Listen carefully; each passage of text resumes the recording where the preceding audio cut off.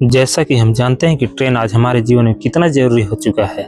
कहीं भी जाना हो या आना हो, सब लोग ट्रेन में ही सफर करना पसंद करते हैं। लोगों का आवाजाही से लेकर सामान को एक जगह से दूसरी जगह ले जाने में भी लोग ट्रेन का ही इस्तेमाल करना पसंद करते हैं। क्या आप जानते हैं, हजारों गाड़ियां, करोड़ों यात्री और रोजाना हजारों किलोमीटर के सफर के साथ भारतीय रेलवे दुनिया के सबसे विशाल रेल नेटवर्क में से एक है। भारत में रोजाना 2 करोड़ से ज्यादा लोग ट्रेन में सफर करते हैं। यह संख्या ऑस्ट्रेलिया जैसे देश की आबादी के बराबर है। इसलिए भारतीय रेलवे को देश की लाइफलाइन कहा जाता है। ये तो पता है कि ट्रेन हमारे जीवन में अब कितना जरूरी हो गया है, लेकिन क्या आपको पता है कि ट्रेन को चलन की शुरुआत कैसे हुआ था? भारतीय रेलवे का इतिहास 170 साल पुराना है। सन 1853 में भारत में पहली बार ट्रेन चलाई गई थी। इसका क्रेडिट लॉर्ड डलहौजी को जाता है, इसलिए उन्हें भारतीय रेलवे का जनक कहा जाता है।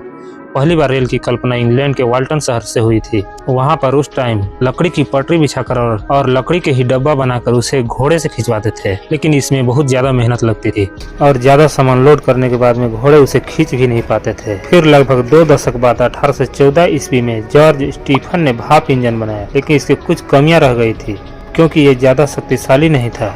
ये मात्र अपने से कुछ भारी सामान को ही खींचने में सक्षम था, ट्रेन नहीं खींच सकता था।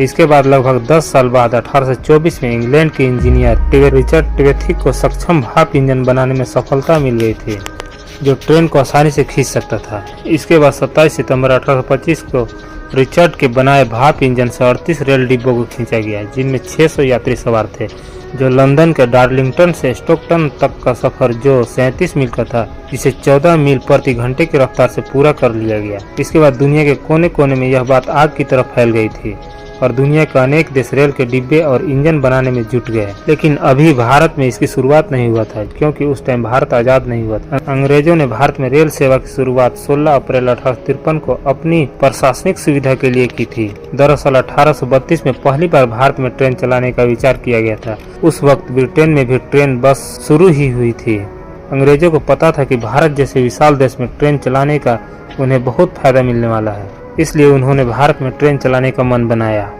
1843 में लॉर्ड डलहौजी ने भारत में ट्रेन चलाने की संभावनाएं तलाश करने लगे और 1845 में कलकत्ता में इंडियन पेनिनसुला रेल कंपनी की स्थापना हुई।